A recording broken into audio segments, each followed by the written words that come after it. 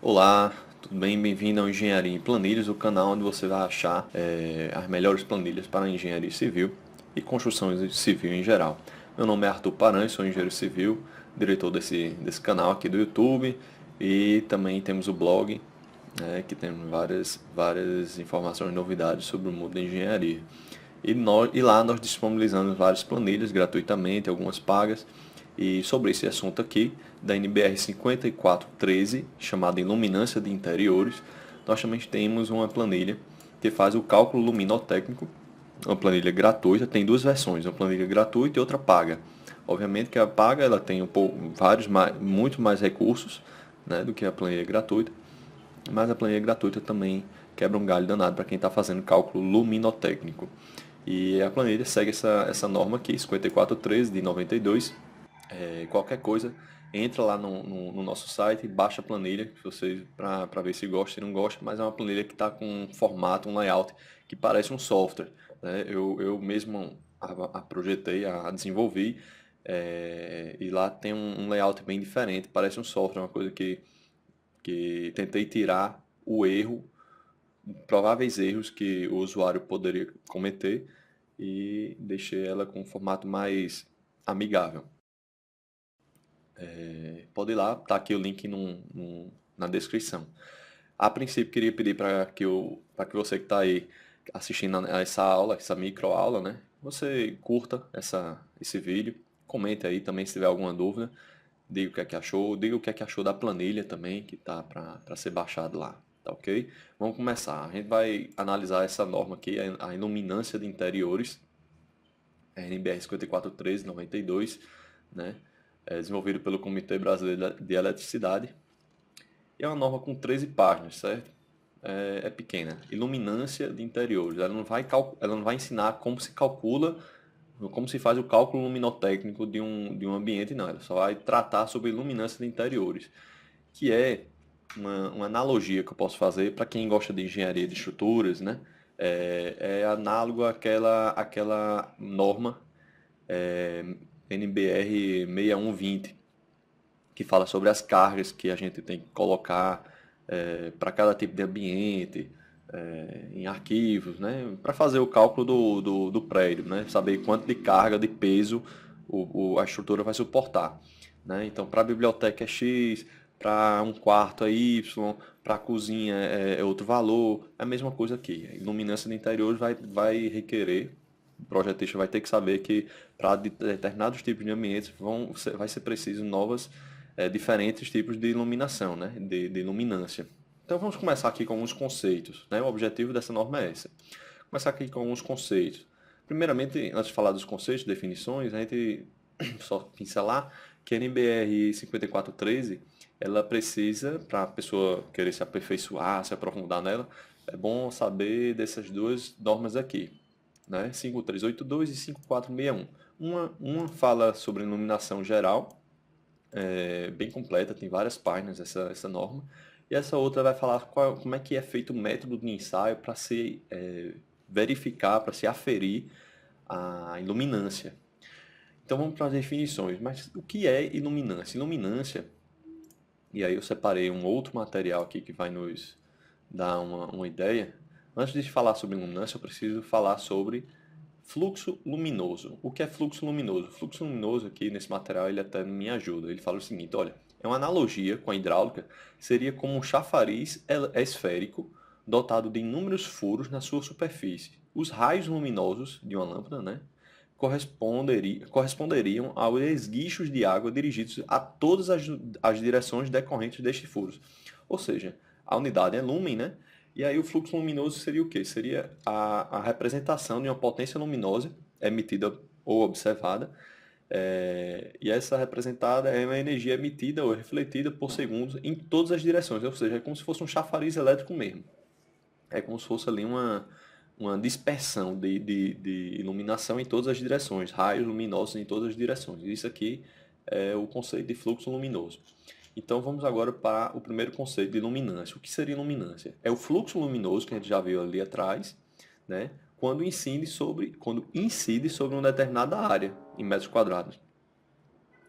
Então você tem um lumen, que é esse fluxo luminoso, quando incide sobre determinada área, esse resultado é chamado de lux, né?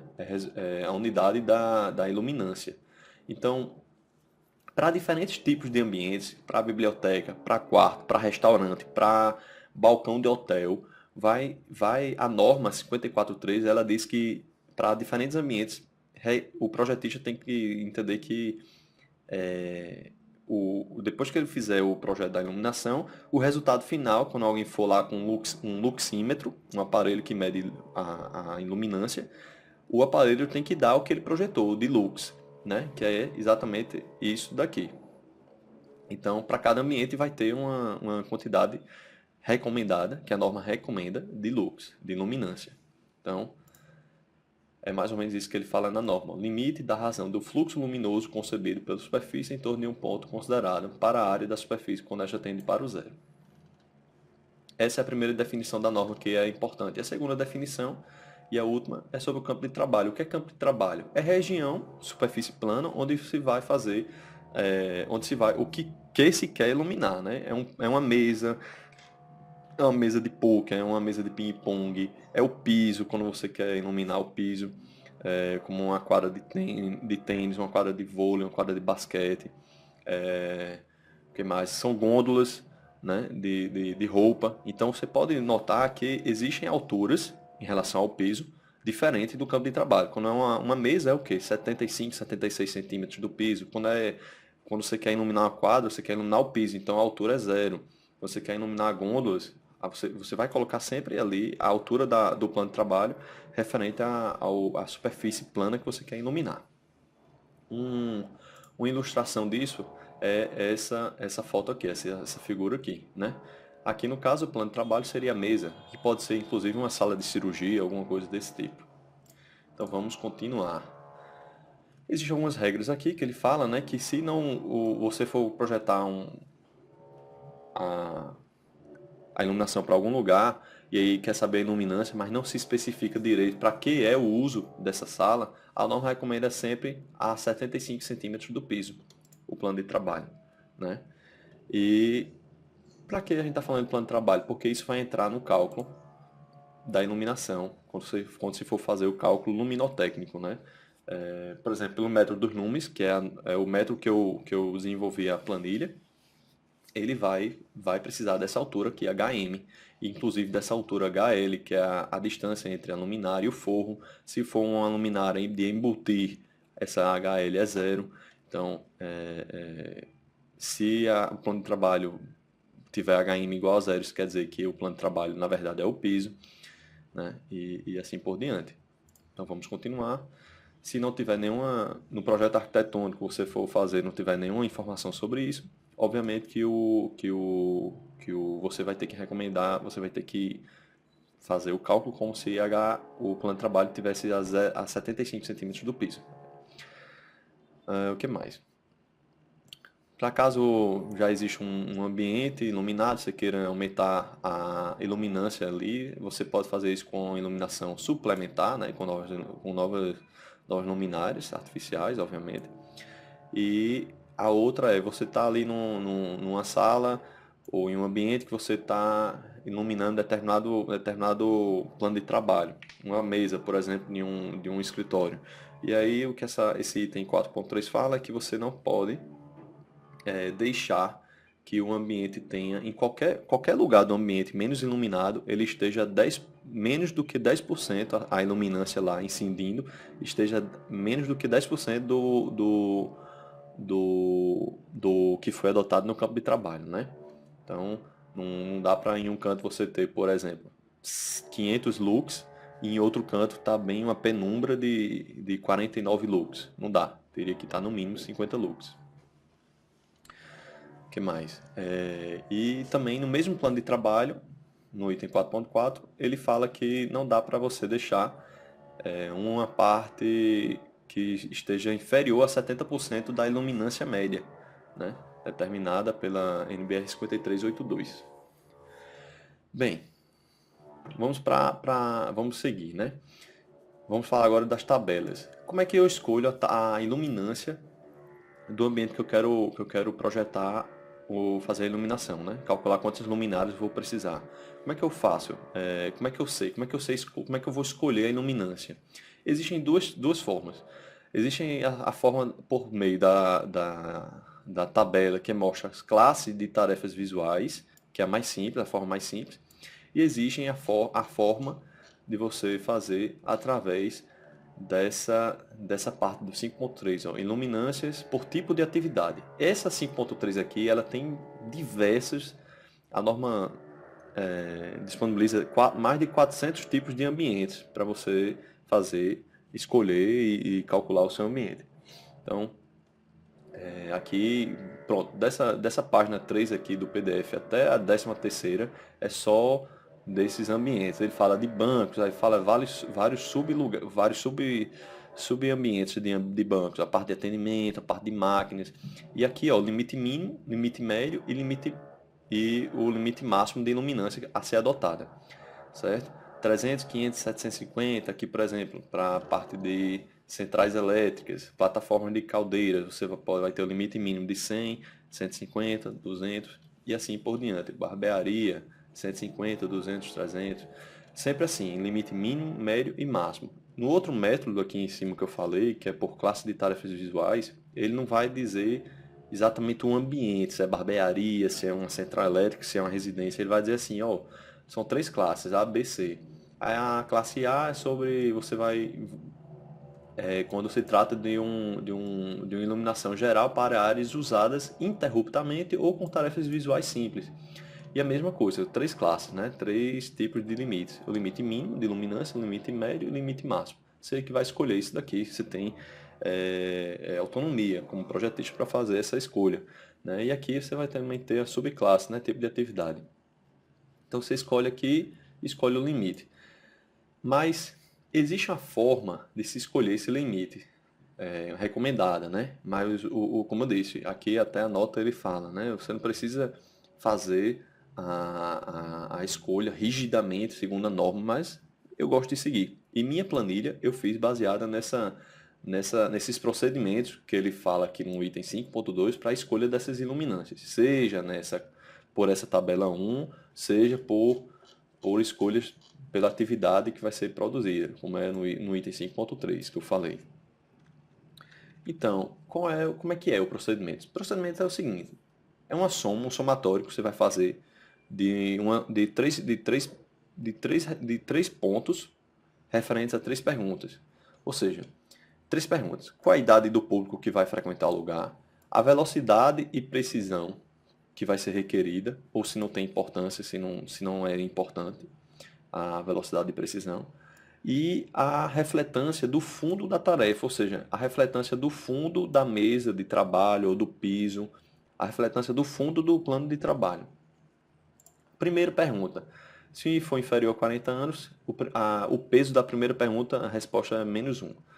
Se for entre 40 e 55, é 0. Se for superior a 55, é 1. Você vai fazer esse somatório para todas essas 3 perguntas, né? E depois... outra coisa, até para não esquecer.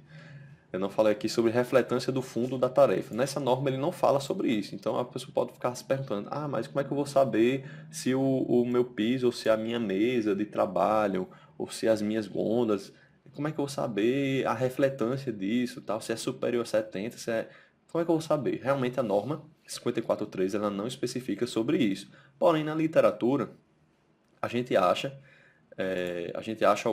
alguns dados sobre isso, né? Eu vou até colocar aqui, tabela 3, refletância de cores. Isso aqui eu peguei na literatura. Então você tem vários, inclusive isso aqui está num artigo no meu site, né? Você tem vários tipos de materiais aqui na primeira coluna. E, gente, para ter acesso a esse artigo, eu vou deixar aqui embaixo também o link, tá? Do site que eu falo e disponibiliza essas tabelas. Aqui você vai ter vários tipos de materiais e cores, que pode ser, por exemplo, do piso, por exemplo, uma quadra de basquete que seja de taco de madeira escuro. Então, a média de reflexo, né, de taxa de refletância, poderia ser ali entre 10 e 25%, ou seja, 17,5%. Isso aqui foi uma coluna do Excel que eu coloquei com uma média aritmética do limite mínimo e máximo, né? Então eu sempre uso essa parte do meio mesmo, a cinza. Mármore claro, se for o piso, às vezes uma mesa de granito, né? Deixa eu ver se tem aqui, ó, granito, 20%. Então, você vai pegar esse percentual, vai responder essa pergunta aqui, né? A questão do granito, por exemplo, seria mais um. Então, você tem a resposta dos pesos para cada pergunta. Você vai somar tudo e vai ver. Você vai pegar menos 2 ou menos 3. Se for menos 2 ou menos 3, o somatório você vai pegar a iluminância inferior, ou seja, esses valores daqui. Né? Se for mais 2 ou mais 3, você vai pegar esses valores daqui. Daqui da direita, né? Os valores maiores. Agora, se não for nem esse nem outro, então você vai pegar sempre esses valores do meio. Essa é a forma correta de se achar a iluminância do ambiente interno. Já falei novamente, já falei uma vez, mas vou falar mais uma vez. Caso queira pular, né, adiantar esse processo de cálculo luminotécnico, já disse. Deixei uma planilha gratuita no meu site. Entra lá, baixa e lê o manual, que eu também vou disponibilizar gratuitamente. Lê o manual e vê lá como é que se usa e tudo. Se interessar, tem a opção paga também, né? Que é um valor lá simbólico só para você baixar, né?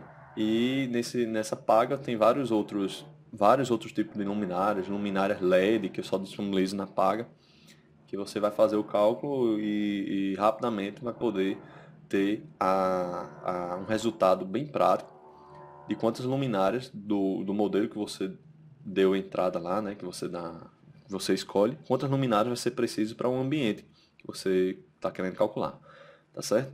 Então é isso, fica para a próxima aí, a gente vai se comunicando, um abraço e curtam por favor o vídeo, comentem, dá aquela força no canal, um abraço.